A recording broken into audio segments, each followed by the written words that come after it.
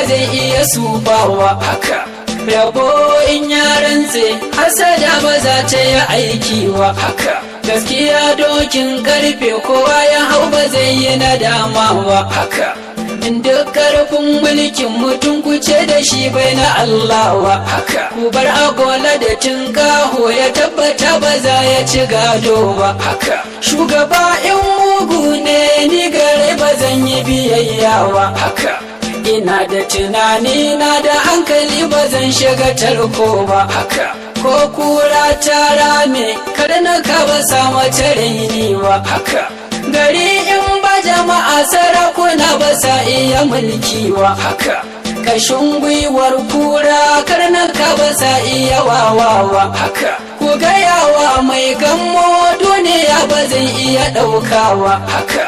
Maiki in yayi diya cikin wurin ba za ka ga shirwa ba haka. Ga ungul za ta kitso kuma kanta banga da gashi ba haka.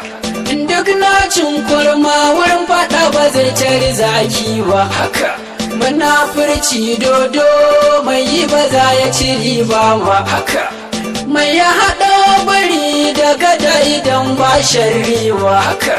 Me ya samu jiya rana to ba za ta yi yawo ba haka. Mutum yan wawa ne zauren can gaba zai gane ba haka. Me yasa wai duniya san ba za ta yi tabbas ba haka.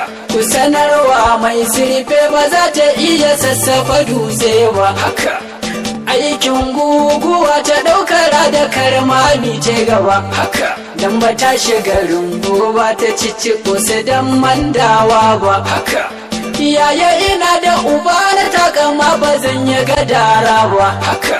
Abokan a hannun kuka hakan nake gani bai dacewa haka.